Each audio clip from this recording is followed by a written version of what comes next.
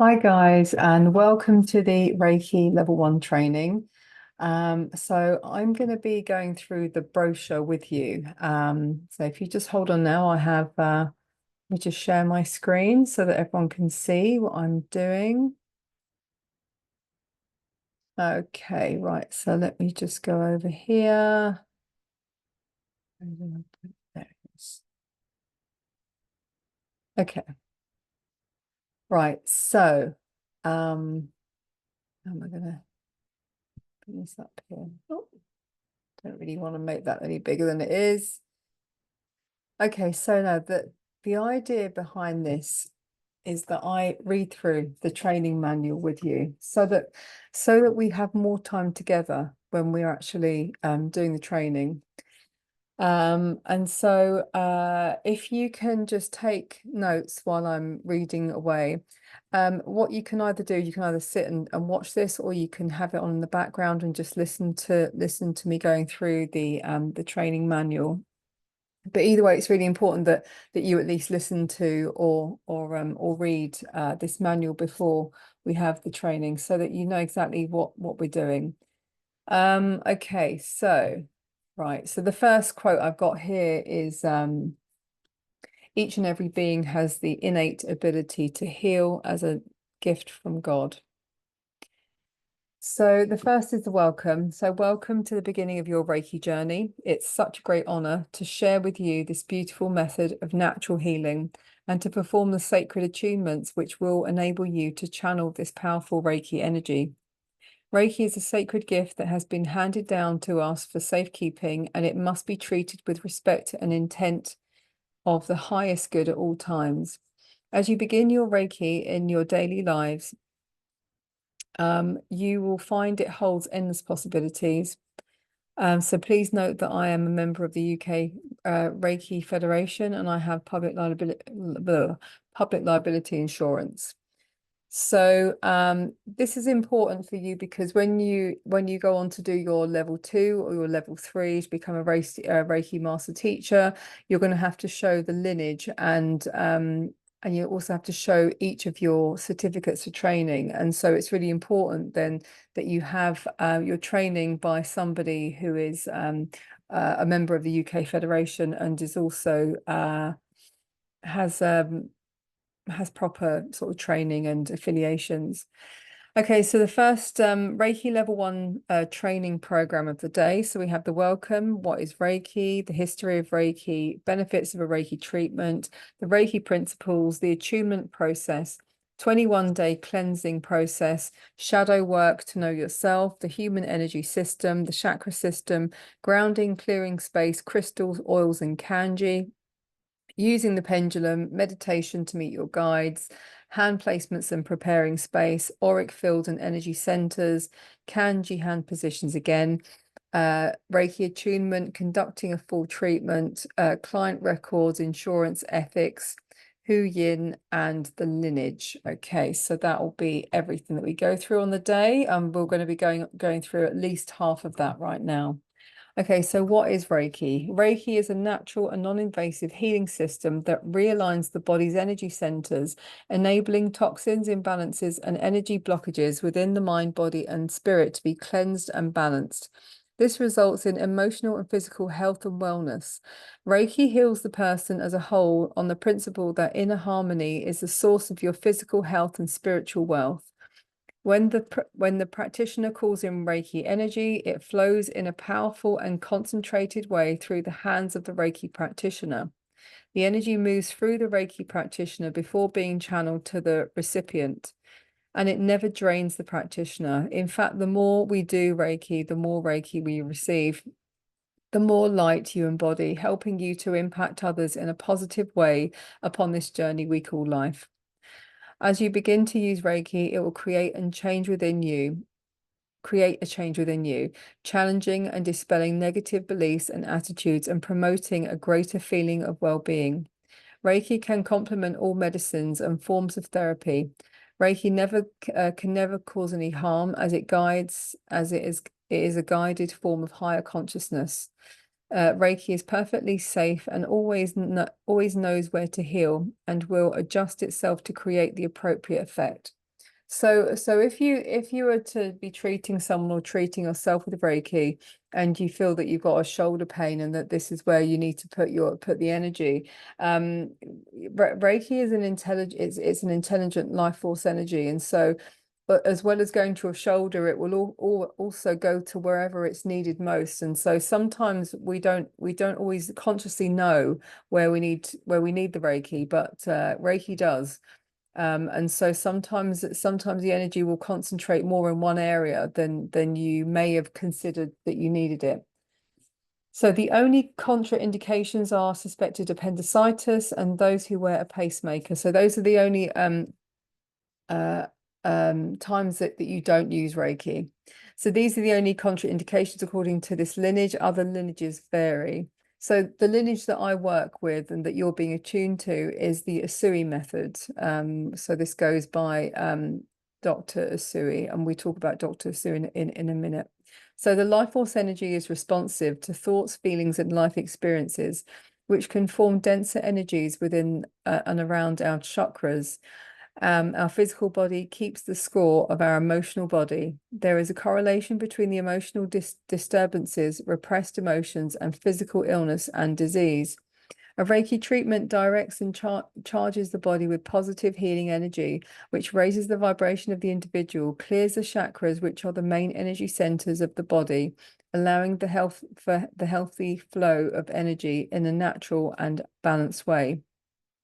Reiki is an accessible, powerful, and sustainable method of healing that is full of possibilities. So the history of Reiki. Translated and broken down, the word Reiki means universal life force energy.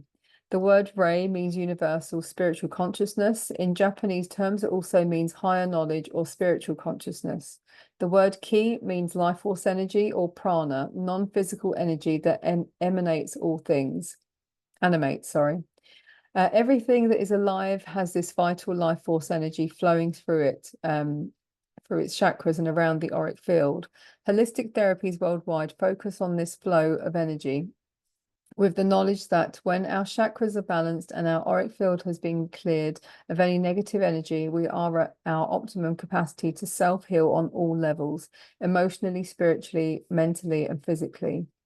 It's the Rei spiritual consciousness that guides the Ki life force energy. Therefore, Reiki is defined as a spiritually guided life force energy.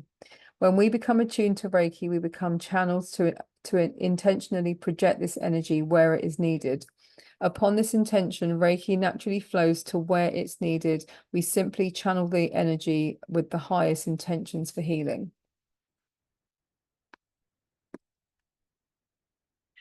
This particular system of healing has been referred to in writings for over 2,500 years, over 2,500 years ago. It's believed that the system of healing was first used by the Tibetan Buddhist monks and was rediscovered in the 1800s by Dr. Mikao Usui method, who named this system of healing energy Reiki. Hence, this method of Reiki is called Usui method. Reiki energy healing has its roots in Japan and can be traced back to the early 20th century. The founder of Reiki, Dr. Mikao Usui, was a Japanese Buddhist monk and scholar. Legend has it that Usui embarked on a quest to discover the ancient healing methods used by Buddha and Jesus. After years of studying ancient texts and meditating on Mount Kurama, he experienced a profound spiritual awakening after fasting and meditating for 21 days and received the healing energy known as Reiki. Dr. Usui then dedicated his life to practicing and teaching this healing technique. One of Dr. Usui's students was Chujuri Hayashi, a naval officer and surgeon. Hayashi further developed the practice of Reiki and established a Reiki clinic in Tokyo. He also trained several Reiki masters, including a woman named Hawayo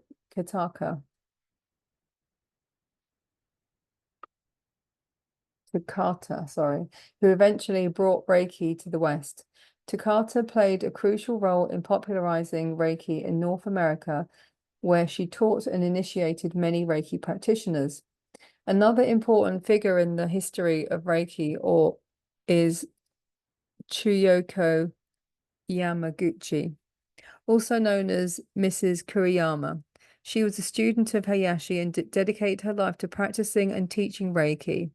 Mrs. Kuriyama was known for her deep understanding and knowledge of the Reiki symbols and their applications. She played a significant role in preserving and passing down the traditional teachings of Reiki in Japan. Now here's a picture of the people. Today Reiki has gained widespread recognition as a gentle and non-invasive healing modality. It's practiced and taught by thousands of practitioners worldwide, with the various branches and lineages. The healing energy of Reiki continues to bring comfort, relaxation, and balance to those who seek its benefits. So first of all, we have Dr. Mikao Usui, and then we have Dr. Hayashi, and then we have Madam Kataka.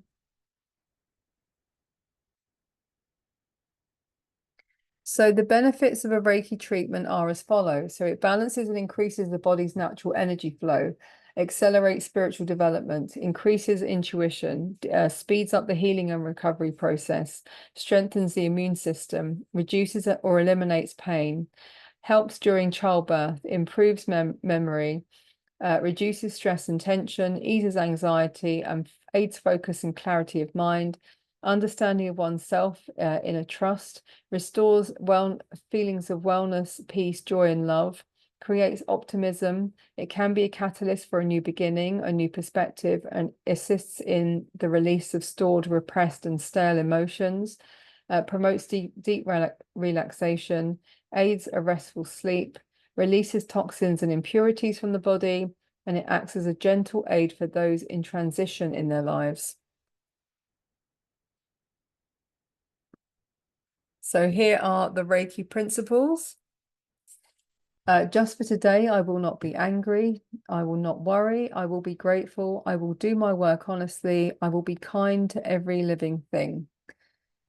So these principles are some of the underpinning ideas, I guess philosophy of how to live your life. And I guess, with Reiki, people come to Reiki when they need help, usually, when they need healing, because it's all about healing. And so it's at those moments, it's in those moments when we need healing, where kind of focusing on a philosophy like that, where where we can be very present for the day is very, very useful. And so in this next page, on page 11, I go through the Reiki principles in more detail, but you can go through that in your own time. It's page 11. So we're going to go straight to the attunements now. So for each of you attending Reiki Level 1 training, I will be doing 4 attunements for each of you. So the day will be kind of broken up into 4 parts with these attunements taking place. There'll also be lots of practical as well. So we'll be doing as much group work as we can, unless we're doing one-to-one between myself and you. But either way, there'll be lots of, because muscle has memory. So I want you to be physically, placing your hands and creating the space and being as practical as you can, so that you can end the day feeling confident that you know what you're doing with Reiki. And of course, throughout this process, and for the rest of your life and for the rest of mine, I am your Reiki teacher. And if you ever need any information, or you want any you have any questions that you want to ask me about Reiki, or you need some guidance in any way, then you can always contact me. So attunements. So during your first Reiki course, you will receive 4 sacred attunements to connect you with this beautiful energy. Each attunement lasts for around 10 minutes. The sacred symbols are placed or blown into the subtle bodies, opening up the chakra system. The attunements will give you the capability of running the clearest, brightest vibration of energy. Reiki is not taught the way Reiki is not taught the way other healing techniques are. It's the attunement process which makes Reiki unique. Without proper attunements, Reiki energy will not be flowing through you as it should. Once attuned to Reiki, your levels of consciousness and vibration will be raised. The attunements begin a spiritual cleansing of the physical body as well as the mind and emotions. During the attunements, you just close your eyes and relax, being open to receive the Reiki energy. You may experience a subtle or powerful shift in energy, as every attunement is unique. The Usui system of natural healing is split into 4 stages. So Reiki level 1 is for personal use for friends and family. Reiki level 2 is your doorway to becoming a practitioner. So you get the use of sacred symbols, and you also get to become a practitioner that can offer treatments and get paid for it. And then the level three training is the master training, and level 4. So usually level 3 and 4 come together at the same time. So with these two, with Reiki level 3 and 4 together, you become a master teacher, and you get the master teacher symbols as well. And so with each of these symbols, your Reiki treatments become far more powerful. And you will notice that yourself. You'll notice that not just in yourself, but you'll also notice it in your clients and how they react to the energy, and how they feel with it, and also how you feel with it, because it does really open you up. Now, okay, I was just carrying reading because sometimes I talk and then what I've written is already going to answer the questions. So as you complete each level, you'll be attuned appropriately by your Reiki master. Once attuned, the practitioners only have to place their hands on the subject and the healing energy will flow automatically. It's important that in the initial weeks after the attunement, the student channels Reiki as much as possible to yourself and to others.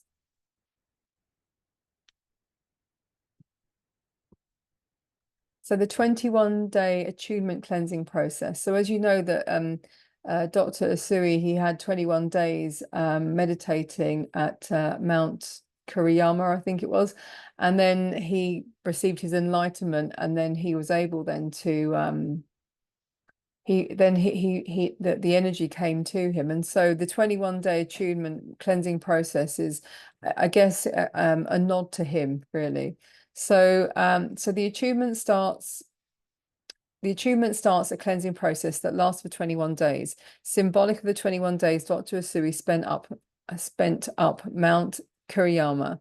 You are asked to treat yourself with care during the following 21 days after attunement. This process realigns the physical body as well as the mind and emotions. You may find that you become attracted to a healthier way of life, physically, emotionally, and spiritually, avoiding anything that does not serve you for your highest good.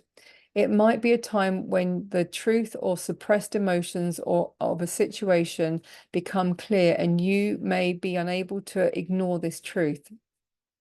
It is important that you understand that this is a period of adjustment to support the integration and readjustment of a higher vibrational energy within the body.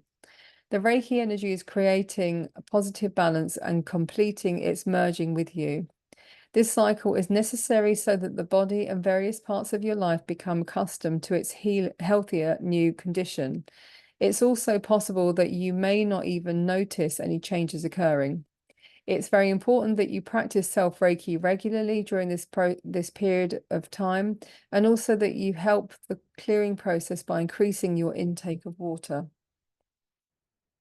So shadow work to know yourself. Now, I've always said that any kind of there are so many different healing modalities, and Reiki is one that one of my, one of the most powerful, really.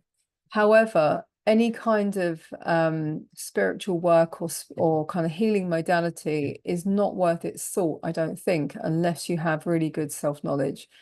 And the shadow work is really important to do this, because with the shadow, you're looking at your negative, repressed, denied aspects of yourself, the parts of yourself that you may not want to admit to, that you may not like, that you may suppress or deny, and being very, very honest about your, how your behavior is, and how you react, and what your triggers are, and what your fears are, and having that really deep knowledge of yourself it helps you to stay in your authenticity. Because when you deny and repress all that kind of stuff, it doesn't go away. It just comes back in uglier forms. And so if you are the kind of person that hasn't done this kind of inner work, all of the Reiki in the world is not going to help you. This is the foundation of any other kind of healing work. So shadow work is a very, very important thing for anyone to do. And really, shadow work is just a buzzword at the moment for self-knowledge and radical honesty about oneself and self-acceptance. And also, I mean, there are parts of ourselves that we may not, like very much, and we need to find out where they come from. And usually negative personality traits are usually embedded in some kind of trauma or unmet need, or social cultural conditioning, or in the childhood home, the parenting we've experienced, all of this kind of stuff. And so we need a deep firm foundation and knowledge of ourselves if we want to become good healers, good healers for ourselves and good healers for other people. So shadow work is the path of the heart warrior, says Carl Jung. Shadow work is the process of becoming conscious of what is guiding one's actions, thoughts, perceptions, behavior, and life experiences. Through shadow work, we seek to discover the truth of who we are as unique individuals underneath the false trappings of social and cultural conditioning. Shadow work involves introspection, self-reflection, journaling, dream work, inner child work, understanding the effects of parenting we experienced, and healing these aspects of our personality.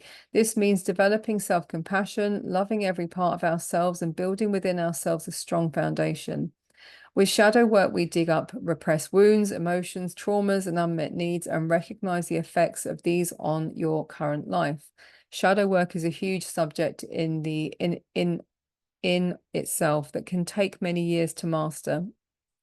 And that is the great work of the alchemist, to know oneself, to build a relationship with the divine and master ourselves, turning base metal into gold, or the unconscious life into a conscious life. And so, yeah, Reiki and shadow work, a great combination. The human energy system. So the aura is the bioelectromagnetic field that surrounds every person's body and every living thing, and it is constantly changing in patterns and colors. It's the key to a person's physical, mental, emotional, and spiritual state. The aura has 7 layers, each layer containing a different part of the person's consciousness. Associated with the 7 chakras, all of your thoughts and feelings, both conscious and unconscious, along with the energy flowing through your chakras, creates your ever-changing aura. Other people can change the flow of your auric field by either having a positive influence or a negative influence. Reiki heals by charging the aura with a positive energy, causing any negativity to disperse. So the ways to cleanse and repair your aura: we've got sage smudging, we've got bath salts, we've got the sun, sound medicine, so sort of anything that has vibration. Then we have some crystals like labradorite, brushing and sweeping, meditating, and Reiki. So these are and what was this? Cleansing, ways to cleanse. Yeah, cleanse and repair. I would also maybe even add there walking barefoot, but I probably put it there for grounding and cleansing. It does the same. So the chakra. So the chakra is the Sanskrit word meaning wheel or vortex. So the chakras interpenetrate the physical body. There may be as many as 700 chakras within the body, although 7 major chakras are identified for the purpose of holistic therapies. These 7 main energy centers are spinning wheels or chakras, are aligned along the spinal column from your tailbone to your crown.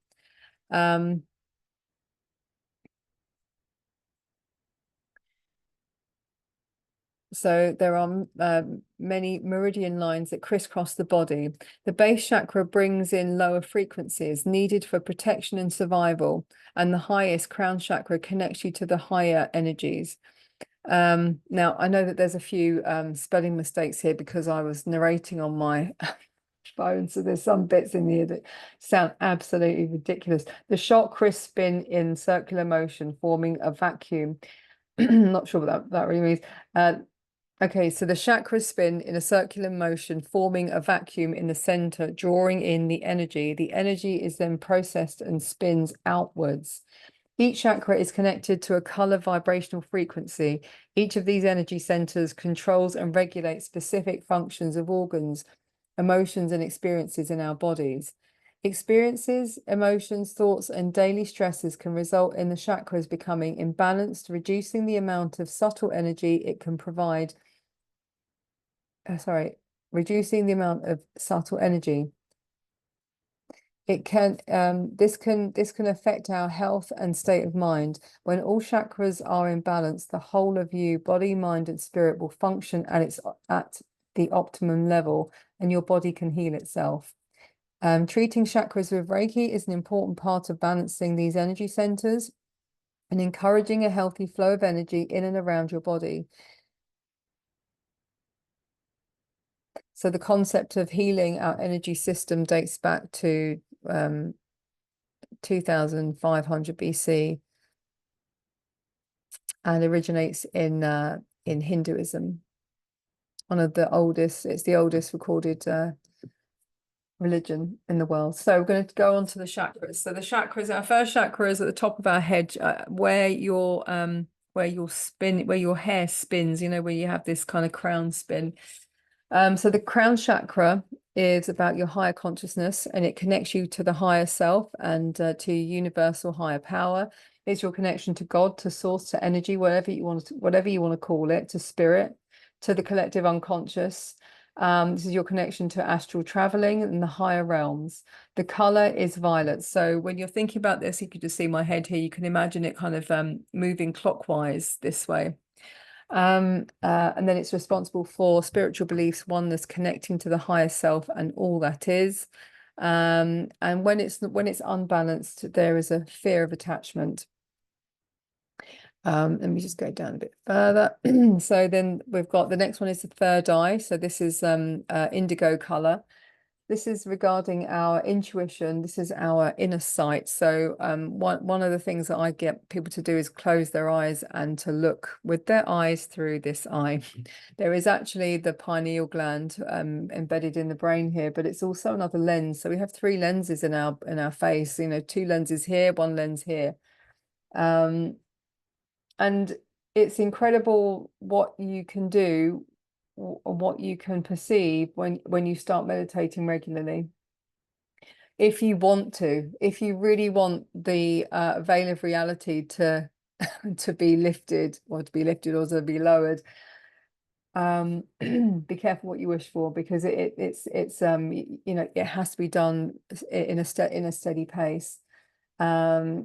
But this opening up this and clearing this this energy center can sometimes bring great information and intuition and foresight, wisdom, creative intelligence, the imagination, and everything that you create in your life is or not just in your life but in this world, it is created first through imagination. And the word imagination has got the word magic almost in it, magi.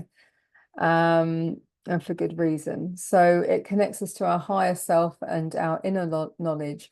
When it's unbalanced, it can bring us pessimism, confusion, relying on others, keeping our eyes shut, and depression. So it's like, and also sometimes because it's our inner knowing, and our intuition. Without it, you could even be asking other people, to tell you what they think you should do. So there is a lack of autonomy in that as well. And then when you really trust yourself and you have that intuition, you can trust your body, and it just, in terms of your self-development, you grow that way. Okay, so the next one is your throat chakra, a blue color, light blue color here. This is about communication. It links you between the inner world and the outer world. It's about speaking one's truth and living in alignment with that truth. But the living in truth, you can't come to that unless you've done the shadow work, because with the shadow work comes the radical honesty. Then when you're very, very honest with yourself about what it is that you need and desire, then you have the opportunity then to speak it and say it and do it and be that. So, and then kind of working with the throat chakra can really help that with that. And also it can help with communication problems. If you're having arguments, let's just say with a co-worker or a partner or someone on a regular basis, and you find that you're having to maybe not say as much as you'd like to say, working on that throat chakra can also sometimes just give you the courage or the impetus to say, okay, I know I need to say this, and now I can say it. And that's how you grow in self-confidence as well, and self-esteem. So the heart chakra is in the middle of the chest. This is about love, self-love in particular, because when you have developed that self-love, then you can only love other people to the same extent that you love yourself, really and honestly. We can always be looking outside of ourselves and say, oh, I love that person, I love that person. But when you don't love yourself, you'll find that the love that you have for other people as well is also compromised. So it has to start with self-love first. The color is green. Imbalanced, it can cause bitterness, loneliness, selfishness, lack of empathy, suspicion, and unfriendliness, and grief. But balanced, it's loving, kind, compassion, friendly, forgiving, tolerant, self-confident, confidence, dedication, commitment, and open warmness towards people and yourself. The solar plexus is, I'm going to just get up a little bit, about there. And it's a big yellow chakra. Now, the heart's a big green chakra, but the yellow is also very big as well. This is about our sexual energy, our personal power, our control, our sense of I am, our will, our self-esteem, and also our good health. So this is a lovely yellow color. There's lots of crystals like citrine, jasper, and tiger's eye, which are very good for those areas. So in balance, we can have a fear of rejection, anxiety, sensitive to criticism, low self-esteem, and self-doubt. But balance, we can have self-control, dignity, connection to environment, correct use of personal power, dignity, and confidence.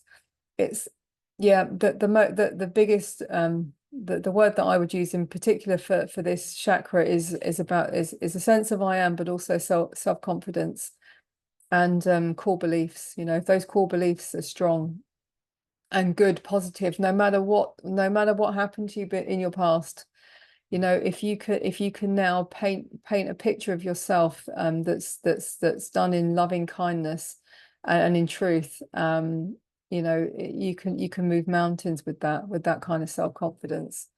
So the next one is the sacral chakra, which is just below the belly button. And that's about your emotions, your balance, your sexuality and sensuality, your pleasure and procreation. So this is about where your fertility. So in balance, we can have jealousy, oversensitive, emotional, attached, lack of intimacy, but also it can stop us from being able to conceive as well. But when it's balanced, this is about positive relationships, emotionally secure, passionate, sociable, feeling alive, and also you know, able to procreate as well. So this is a really important show. They're all very important.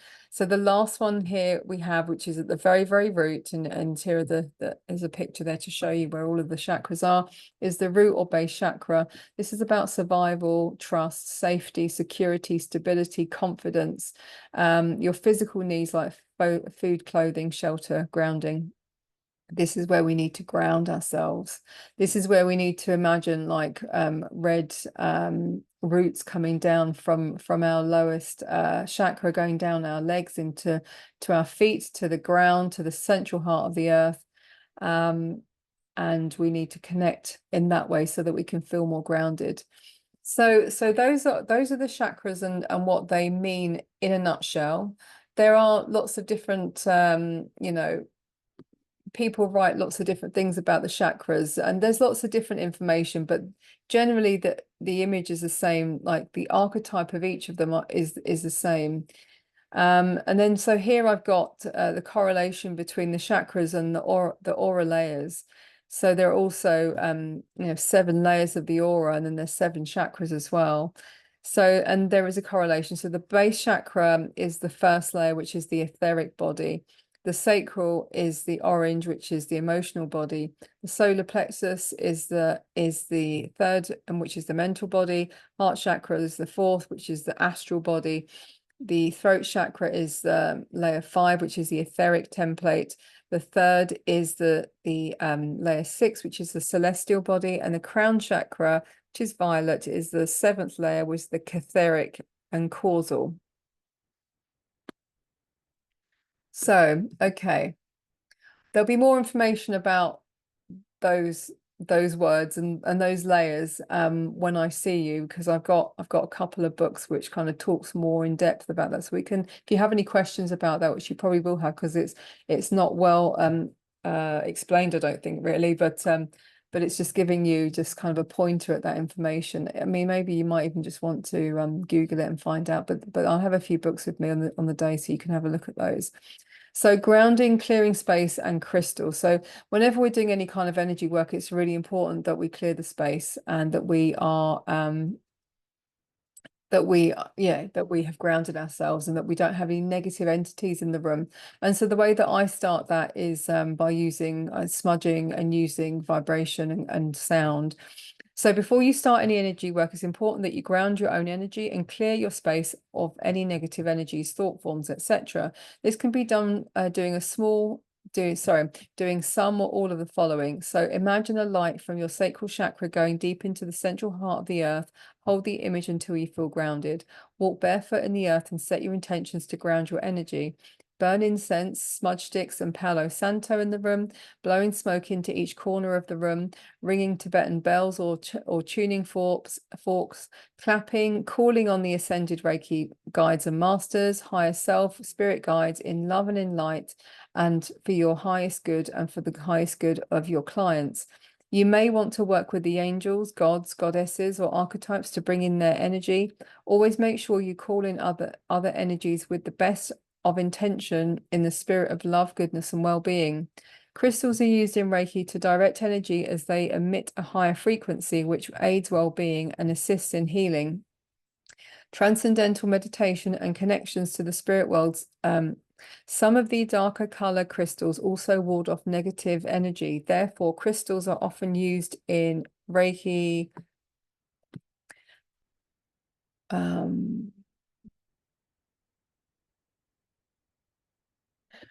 treatment to protect and accelerate healing. Okay, so kanji. So kanji is one of the well, we've got a couple of different hand positions. The kanji hand positions are used to increase the flow of energy available to you, and also to focus it through to the client. Hold the hand positions for this length of time. Sorry, for the length of time you feel appropriate before you begin the session, and focus if you can on the sensations in your sacral chakra. So the kanji one, this is the hand position used to switch on the Reiki energy. It's used for sensing and grounding and calling the Reiki masters to assist you. At the beginning of the session, place your hands in a position, put your tips of your index fingers together and interlace the other fingers. So kanji one is like this, okay? And so when you're calling in the energy, this is how I do it. I bring my kanji to my heart, to my third eye, and to my crown chakra. And then I will call in the energy, and I'll show you how to call in the energy. And I'll just show you the other kanji first then. So the kanji 2, so this position increases the power of Reiki power available. It also draws in the white light and brings in spirit closer at the beginning of a session. Raise your arms above your head, place the tips of your middle fingers together, and interlace the fingers with the thumbs facing up. Go down to the pre-position and hold until you begin to feel sensations in your sacral chakra. Okay, so then there's this one, okay, with the middle finger up, and then it says to put your hands above your head and just wait for the feeling of the energy. We're going to be doing a bit of energy work anyway, so that you can start to use your hands to feel your own energy field, within you. So I'll just show you now. Okay. And you can practice with me. So put your hands like this. I'm just going to give you a couple of minutes, a few seconds to do what I'm doing. So the way that I would call in the energy is this. I would say, Dr. Usui, Dr. Hayashi, Madam Kitaka, make me a river of Reiki. And then I would open my hands like this. And I will close my eyes and I will wait and I can feel it. And give it to myself. Give it to me. Okay. So self-healing, here are the hand positions, and we're going to be going through this on the day as well. So note any feelings or experiences you may have, such as sensations, impressions, taste, color, or emotions. Don't worry if nothing is felt or sensed. The energy is flowing. The more you practice, the stronger it's felt. The use of Reiki brings about an increase. It brings about.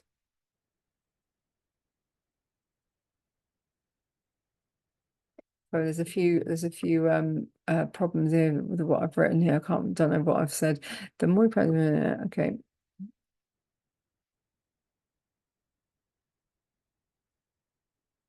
Okay, let's just do the hand positions. Hand position one. This is for self Reiki. So the first is over the eyes, and then we have on the ears. Now we need to do this for maybe about, I don't know, a minute or two, depending on how you feel. Then we have two hands on the back of the head, one like this, but at the back. And then we have the neck. This is for self Reiki, okay? And then we have the heart, the higher chest, the lower chest, the medium, and we're going down the chakra system. And then we have the back, and we have the shoulders, and we have the lower back, and then we have the knees, and then we have the feet, the soles of the feet, okay? And then the hand positions for treating others is different. And this is something that we really need to go through together, so that I can show you. But when you have the person in front of you who's going to be treated, you would place your hands over the eyes, hover over the eyes on both sides of the head. And then I would place my hands underneath the head, and I'd ask the person to put their head down, and with all of their weight of their head onto my hands. In fact, I usually start with that one, actually, and I know that I haven't written that in, but that is how I would usually start. If somebody's lying down in front of me, it's a really lovely way to start, because when somebody's head is being cradled, it's not something that as adults we have done for us very often, and it's a very comforting feeling. And that's why I always ask them, because sometimes they're very shy, and they want to they don't want to put all of the weight of their head on your hands, but I always tell them to, so that they can feel as comfortable as they can. They can really relax into it, and they can really get that sense of being held, in that way. So I would usually do hands underneath head first, and then I would do the sides, and then I would hover over the top, and then I may put my hands like this over their neck, but hovering, because the neck is a hard place to touch. You don't want to touch someone's neck; they might not like it. And then I always touch the shoulders, and from above, if the person's lying in front of me, I will kind of press a little bit, and I'll show you when I'm with you how I press on the shoulders, because people carry a lot of emotional baggage on their shoulders. And when what I found is that when you press on the shoulders and you get the person to really focus on their breath and breathe as deeply as they can so that they can release emotions, which is something that I sort of it's just kind of my speciality is like emotional releases with Reiki. So when I'm pressing on the shoulders gently and I've got them to really breathe as deeply as they can. The body doesn't really like it, and you have to really encourage them to breathe as much as they can. It often does bring out a lot of emotions. There's something gets released, and sometimes the person might know what's being released, and sometimes they might not. But the body keeps the score. If there's some pent up trauma, that's a brilliant way of getting rid of it. And the shoulders always kind of show you. What I'll say also is that as a practitioner, Reiki practitioner, when I'm giving Reiki to somebody else, I will sometimes have visions, or I will sometimes get bodily feeling, or sometimes I'll get some direct communion with maybe spirit guides or something, or I will just know that there's something in particular that I need to speak about then. It's not always advisable to talk through a Reiki session, but sometimes it is necessary, especially with my memory, if I get something in my head and I just have to say it. And in that way, you just have to work really intuitively. That's the one of the biggest hurdles, and it takes, for me, it took years to become really grounded in my ability to allow myself to work intuitively and to trust my intuition. But it does take some time. But we're going to go through these hand positions. I think it's more of a practical thing. The hand positions also here, you can see the pictures, which will kind of show you. But ultimately, as a practitioner yourself, you will find ways that work for you as a practitioner, because we all do things slightly differently. Although you're being taught a certain method, you might find that you like to start with your with your hand. Maybe you don't like to touch the client at all, you just want to hover your hands. So what I usually do is I would touch the head. I won't touch the third eye, and I won't touch the neck. I will touch the shoulders, but after that, going down the body, I usually won't. I'd hover my hands because of sort of personal space and stuff. And so I would kind of hover my hands over the chakra system until I get to the knees. And then I always ask, can I put my hands on your knees? And also the feet, I like to put my hands on the sole of the feet as well. And there is something, again, kind of about being held in that way. To have somebody put the whole of their hand on the sole of your foot is an unusual thing, and it's another feeling of being held again. And I think it's a very sort of powerful feeling. It invokes kind of memories of childhood memories of being held, I think. And it's powerful, and a lot of people after Reiki, they would, whenever I asked for some feedback, or what happened or how was it for you, sort of thing, they would usually say that the most powerful surge of energy that they felt was on their feet. Not always, but very often. That's what one of the things that they say. Reiki can also be given to somebody when they're seated. Again, this is something that I think we should do together. So a full Reiki treatment. So preparing space for Reiki. So make sure that you're wearing clean, comfortable clothing. Prepare the treatment couch with a pillow or blanket with spare pillows to place under the knees for support. Smudge the room and yourself. Clap, use bells, or clear, refresh the energies. Use soft lighting for relaxation. A candle will draw in the light for your highest good. Burn a scented candle or use an oil burner. Play meditation music. Keep a window ajar to blow away any negative energies. Assure the room is warm and quiet. Set your intentions. So when the client arrives, you can welcome and explain about the treatment, that it will last around an hour. Discuss what the client is likely to feel during the treatment. Use this time to give and gain information and to relax the client. Mention your eyes will be closed. for the Reiki session. Inform the client of the possible reactions they may feel: hot, cold, trembling hands, feeling of more hands than yours on the body can happen sometimes. Energy flows and bursts, colors. They can experience emotional release, crying, emotional highs, involuntary twitching, stomach rumbling, coughing, yawning, energy shifts. They can experience great relaxation and tiredness. They could fall asleep. Old memories resurfacing, a floating sensation, warmth, swaying, inner calm and peace of mind. Request that the client fills in a health check form, the only contraindications being the client has suspected appendicitis or pacemaker. So, oh gosh, what happened? So when you begin a treatment, you ask the client to lie on the couch and you cover them with a blanket. You check the client's comfortable, make sure your hands are freshly washed. You visualize a pink bubble of protection surrounding you both. Call in Dr. Usui, Dr. Hayashi, Madam Kitaka, spirit guides, angels for assistance and to fill the room with love, peace, and light. Choose your kanji. Option to talk to the client through the relaxation meditation or ask them to simply focus on their breathing.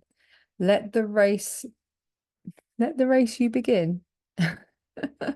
Just allow it to flow. Sorry, that was I didn't mean to write that. Just allow it to flow. Don't focus too much on trying to feel rather than think. Relax, remain calm, and enjoy the soothing energy that flows through you. The more Reiki you practice, the more you'll become attuned and and your own intuition and senses. The more treatments you do, the stronger you and the Reiki become. Take your time, experience the energy. You won't make a mistake where Reiki goes. It's needed and it can't do any harm. Send it with love. If your mind wanders off, try repeating the client's name 3 times to bring you back to the healing. You're always being guided through Reiki session, and you may have experienced that guidance through your intuition or gut feeling, your instinct or insights. You may not even realize what's happening. You may just get a thought to move to the next position. Remember to flex your knees and to release tension in your own body when giving Reiki. Don't lean on the client, but move around the couch slowly and quietly. Remain with each hand position for around 3 to 5 minutes, or when you feel the sensation dissipate and feels that it's right to move on. Blow away the negative energy from your hands towards the window after every position. So again, I'm going to be showing you how I do the Reiki treatment so that you can then practice yourself. Finishing the treatment, you lay on the, at the end of the treatment, it's important to ground yourself and your client, being present in the here and now, preventing your client from feeling spaced out. Spend a lot of time with your hand positions on the knees and ankles and feet, imagining, if you can, lines of energy leaving the soles of your client's feet and extending deep into the earth. Disconnect yourself from the client's energy aura, that says not raw, from the client's aura by sweeping your arm down at the bottom of their feet and the client's aura from your crown to your toes. You can use your hand or a feather. Form a bubble of protection around the client, touching one foot up to the crown and then back to the other foot. Leave the room, wash your hands, allowing the client to absorb the Reiki energy for a further 5 minutes before re-entering the room with a glass of water for your client.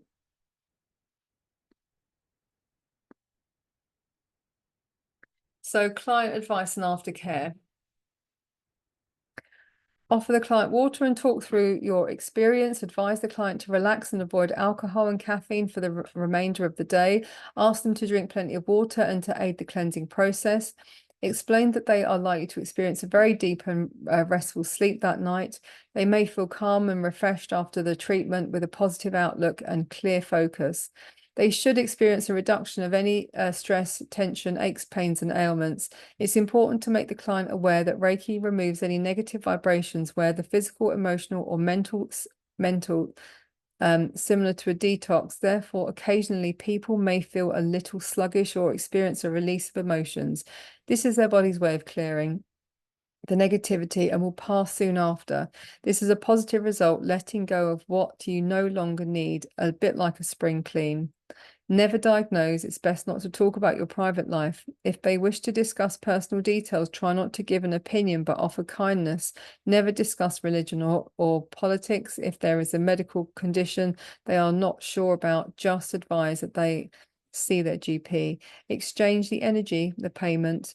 Make sure client has your contact details for any further questions.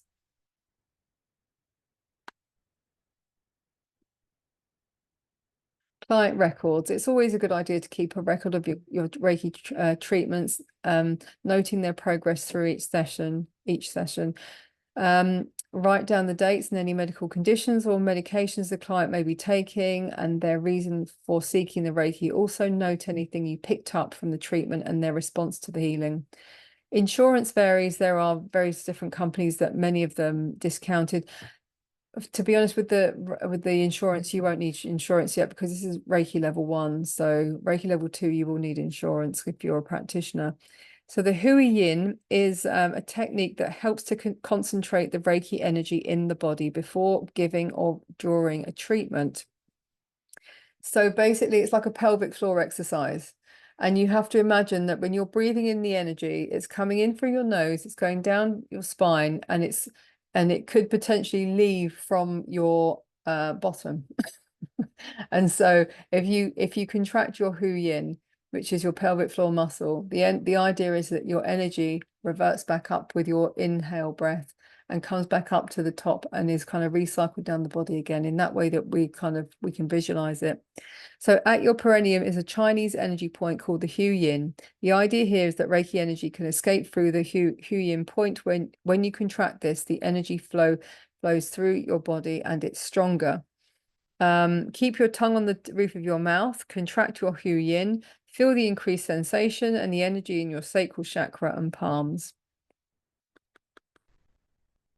This exercise performs a circuit of energy flowing down the front of your body, the functioning channel, and flowing back up your spine. Sorry, I got it the wrong way around.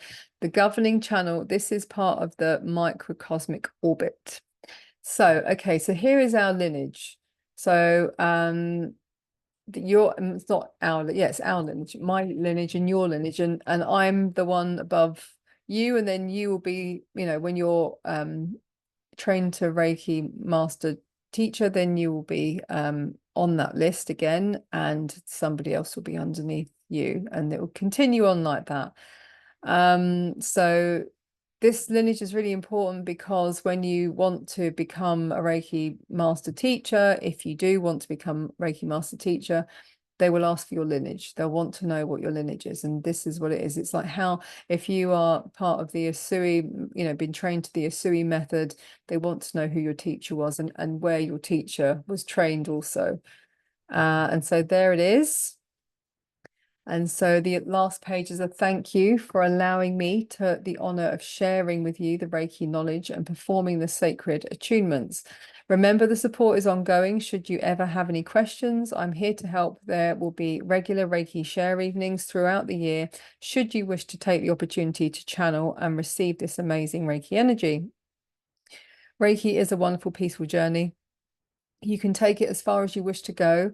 And channel with the intention of love. Reiki is truly the perfect gift you can give to yourself and to others. So with love and Reiki blessings to you. Caroline, that's me. So I look forward to seeing you guys. And I hope that was useful. And I don't know how to turn this off now. How'd you do it? You stop video? Okay, stop share. Stop share. Right. Yes. Thank you very much for joining me. And I look forward to the training day. And in the meantime, if you've got any questions, write them down. If you can remember them, then brilliant. And I'll do my best to answer those questions when I see you. And bring with you a light lunch. and bring with you any crystals that you might want to bring, or anything that you might want to kind of have as a with a memory of Reiki. Like if you, I don't know, if you've got some, I don't know, maybe some cards, maybe some tarot cards, or angel cards, or crystals, or anything that you that's kind of personal to you, that you think you might maybe even use later on in your practice. Any questions will be answered on the day, or you can ask me any questions even sooner if you'd like. It's up to you. But anyway, listen, take care, and I'll see you soon.